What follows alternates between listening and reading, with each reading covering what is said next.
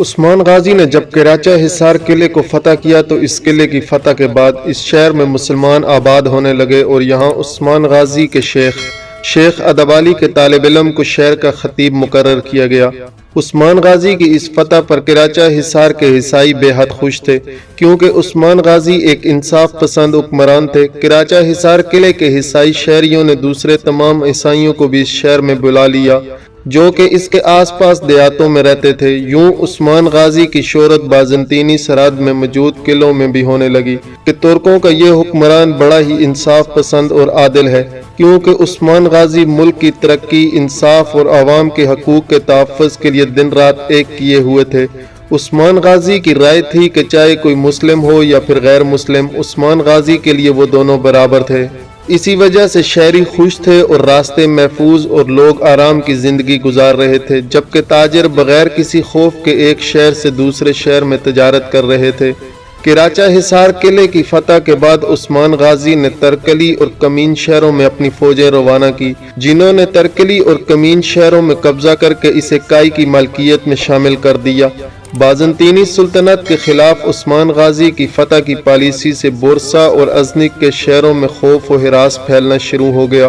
عثمان غازی کی فوجیں ترکلی اور کمیک شہر سے پائے تخت سغوت واپس آ گئی تھی، لیکن اس کے بعد عثمان غازی نے کوئی مزید فتح حاصل نہ کی اور انہوں نے اگلے 7 سال تک بازنطینی سلطنت پر حملہ نہ کیا، اور اس علاقے کے جگیرداروں اور عیسائی تیکفوروں کے ساتھ انہوں نے دوستانہ تعلقات قائم کیے۔ ادھر الخانی سلطنت کے پائے تخت تبریز میں 1295 عیسوی میں غزان خان نے الخانی سلطنت کا تخت سنبھال لیا۔ غزان خان منگول، چینی، عربی، فارسی اور ترکی زبان بڑی اچھی طرح سے جانتا تھا۔ جلد غزان خان امام قطب الدین شیرازی امیر نوروز کی کوششوں سے مسلمان ہو گیا اور اس نے ہزاروں منگولوں کے ساتھ اسلام قبول کیا، اور یوں اگلے 9 سال تک الخانی سلطنت مسلمان ہو گئی۔ ادھر اناطولیہ میں 1298 عیسوی میں الخانی سلطنت کے منگول گورنر سلیمس نے 50,000 سپاہیوں کے ساتھ غزان خان کے خلاف بغاوت کر دی، جس پر اناطولیہ کے ترک جنگجوؤں نے الخانیوں کے خلاف منگول کمانڈر سلیمس کی مدد کی، جبکہ منگول سلطنت نے 20,000 گھڑ سوار فوج بھیج کر الخانی باغی کمانڈر سلیمس کی مدد کی۔ غزان خان نے اس بغاوت کو کچلنے کے لیے اپنے ایک کمانڈر قتیق شاہ کو روانہ کیا۔ کہا جاتا ہے کہ اس بغاوت کے دوران سلجوقی سلطان الہ الدین سوم تخت چھوڑ کر فرار ہو گئے اور یوں سلجوقی تخت خالی ہو گیا، جبکہ منگولوں کی یہ دونوں فوجیں ارض روم شہر کے قریب ایک میدان میں آمنے سامنے ہوئی۔ ایک طویل خون ریز جنگ کے بعد آخر باغی کمانڈر سلیمس کو شکست ہوئی اور اس کی فوج منتشر ہو گئی۔ جب اناطولیہ میں الخانیوں کی آپس میں جنگ ہوئی اور سلطان الہ الدین سوم نے تخت چھوڑ کر رائے فرار اختیار کی، تو سلجوکیوں کی رہی سہی طاقت بھی جاتی رہی، اور یوں سلجوکی سلطان کے نہ ہونے پر مختلف امراء اور گورنروں نے اپنی خود مختار چھوٹی چھوٹی حکومتیں قائم کر لی۔ دوسری جانب الخانی کمانڈر کے ہاتھوں شکست کھانے کے بعد باغی منگول کمانڈر سلیمس کے سپاہی مغرب کی جانب فرار ہو گئے، جہاں انہوں نے عثمان غازی کی سرزمین میں قدم رکھا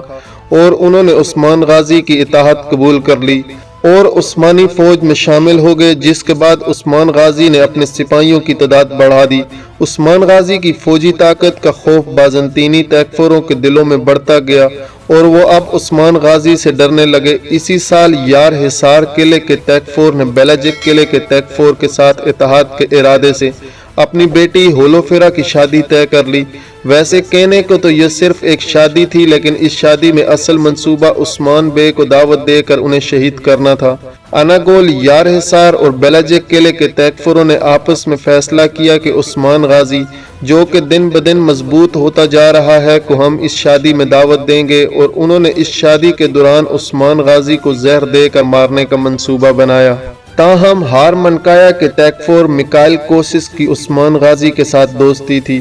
اور ان کے عثمان غازی کے ساتھ اچھے تعلقات تھے۔ میکائل کوسس کو بھی اس منصوبے میں شامل کیا گیا تھا، لیکن میکائل کوسس نے دوست ہونے کے ناطے دوستی کا حق ادا کیا اور اس نے عثمان غازی کو تمام صورتحال سے آگاہ کیا کہ کیسے رومی تیکفور شادی کے بہانے آپ کو زہر دے کر مارنا چاہتے ہیں۔ جب عثمان غازی کو یہ خبر ملی تو انہوں نے اپنے کمانڈروں اور سرداروں کی مشاورت سے ایک شاندار منصوبہ تیار کیا۔ اس منصوبے کے تحت بیلاجک قلعے میں جو خواتین طائف لے کر جائیں گی وہ خواتین کے بجائے خواتین کے لباس میں مبلوس مجاہدین ہوں گے، اور مناسب وقت آنے پر مجاہدین اپنے ہتھیار نکال کر سپاہیوں پر حملہ کر دیں گے اور بیلاجک قلعے کا دروازہ کھول دیں گے، اور اس دوران بیلاجک قلعے کے باہر چھپے مجاہدین قلعے میں داخل ہو کر بیلاجک قلعے کو فتح کر لیں گے۔ اس منصوبے کا دوسرا حصہ شادی کی دعوت تھی، جس میں یہ طے پایا کہ عثمان غازی اس شادی میں جائیں گے اور تحفے کے طور پر وہ اپنے ساتھ تیل اور شہد کے بھرے ہوئے بیرل لے کر جائیں گے،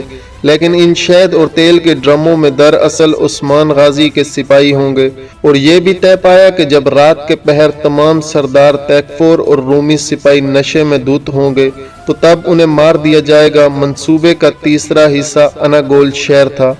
جہاں پر ترگت ایلپ اپنے سپاہیوں کے ساتھ اناگول شہر کا محاصرہ کریں گے۔ بیلاجک قلعے کے تیکفور نے شادی کا یہ پروگرام بیلاجک قلعے کے ساتھ موجود ایک گاؤں میں رکھنے کا فیصلہ کیا۔ ادھر عثمان غازی بھی شادی کے لیے مکمل تیار تھے۔ انہوں نے اپنے جنگجوؤں کو شہد اور تیل کے بیرل میں رکھ کر انہیں چھپا دیا، اور وہ اپنے 30 سپاہیوں کے ساتھ اس شادی میں شرکت کے لیے اپنے شہر سوغوت سے روانہ ہوئے۔ عثمان غازی کے منصوبے کے مطابق سب سے پہلے خواتین کے بیس میں سپاہی جو کہ اس شادی کے لیے بیلاجک قلعے میں تحفے اور طائف لے کر جا رہے تھے، وہ خواتین یعنی کہ عثمان غازی کے سپاہی بیلاجک قلعے میں ہتھیاروں کے ساتھ جو کہ انہوں نے چھپائے ہوئے تھے داخل ہوئے۔ یوں خواتین کے بیس میں چھپے عثمان غازی کے سپاہی ہتھیاروں سے لدے جھگڑے شہر میں داخل ہوئے۔ اب چونکہ بیلاجک قلعے کے تیکفور کی شادی تھی، اس لیے زیادہ تر لوگ اور سپاہی شادی میں گئے ہوئے تھے، اور بیلاجک قلعے میں سپاہیوں کی تعداد بہت کم تھی۔ یوں بیلاجک قلعے کو فتح کرنا مجاہدین کے لیے اب زیادہ آسان ہو گیا تھا۔ شہر میں داخل ہونے کے بعد خواتین کے بیس میں چھپے عثمان غازی کے سپاہیوں نے شہر کے محافظوں پر حملہ کر دیا، اور اس دوران انہوں نے شہر کے دروازے کھول دیے اور باہر چھپے عثمان غازی کے مزید 100 مجاہدین شہر میں داخل ہو گئے۔ یوں بیلاجک قلعے کو بہت جلد فتح کر لیا گیا، کیونکہ اس دوران کئی سپاہیوں کو کسی بھی قسم کی مزاحمت کا سامنا نہیں کرنا پڑا۔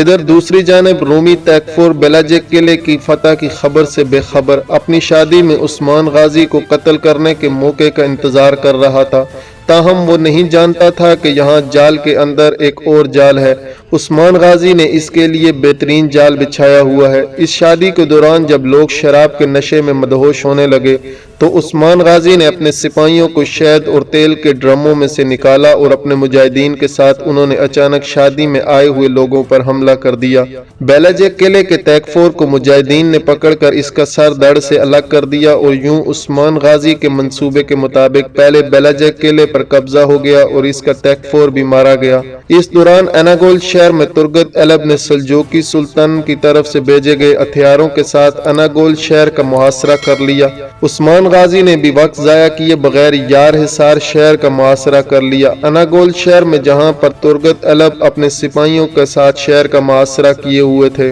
انہوں نے جب محاصرے میں شدت اختیار کی تو اناگول کے شہری جو کہ اپنے تیکفور آیا نکولا کے ظلم کی وجہ سے پریشان تھے، اور وہ یہ بھی چاہتے تھے کہ کراچا حصار کے عیسائیوں کے ساتھ عثمان غازی کس قدر ہمت دردی رکھتے ہیں اور وہ کس قدر خوشحال ہیں، اس لیے وہ چاہتے تھے کہ اناگول شہر پر بھی عثمان غازی کا قبضہ ہو جائے تاکہ وہ آیا نکولا کے ظلم سے بچ جائیں اور ایک پرسکون زندگی گزار سکیں۔ اس دوران عثمان غازی یار حصار قلعے کو فتح کرنے کے بعد اپنی فوج کے ساتھ اناگول کی جانب بڑھنے لگے تاکہ وہ ترگت ایلپ کی مدد کر سکیں، اناگول پر بھی عثمان غازی کا قبضہ ہو جائے۔ عثمان غازی کے آنے پر اہل شہر نے ہتھیار ڈال دیے اور یوں اناگول شہر عثمان غازی کی ملکیت میں شامل ہو گیا، اور اس محاصرے کے دوران اناگول تیکفور مارا گیا۔ اس طرح عثمان غازی نے 3 شہروں کو فتح کر لیا۔ اناگول، یار حصار اور بیلاجک قلعے پر اسلامی پرچم لہرانے لگے۔ یوں عثمان غازی کی سلطنت کی سرحدیں تیزی سے پھیلنے لگی۔ ادھر الخانی سلطنت میں کہا جاتا ہے کہ اسی سال جب عثمان غازی نے یہ فتوحات حاصل کی تو سلجوقی سلطان علاء الدین سوم کو منگولوں نے اپنے پائے تخت تبریز میں انہیں پھانسی دے دی۔ سلجوقی سلطان کی موت کے بعد سلجوکیوں میں خانہ جنگی شروع ہو گئی اور اناطولیہ میں موجود سلجوکیوں کی یہ آخری سلطنت سلاجاق روم کا خاتمہ ہو گیا اور اناطولیہ میں امراء اور گورنروں نے اپنی خود مختار ریاستیں قائم کر لی۔ اس سیف الملوکی کے دور میں عثمان غازی نے اپنی ایک آزاد ریاست یعنی کہ سلطنت عثمانیہ کی بنیاد رکھی اور انہوں نے اپنے نام کے سکے جاری کیے اور یوں 1299 عیسوی میں سلطنت عثمانیہ کا باضابطہ طور پر قیام عمل میں آیا۔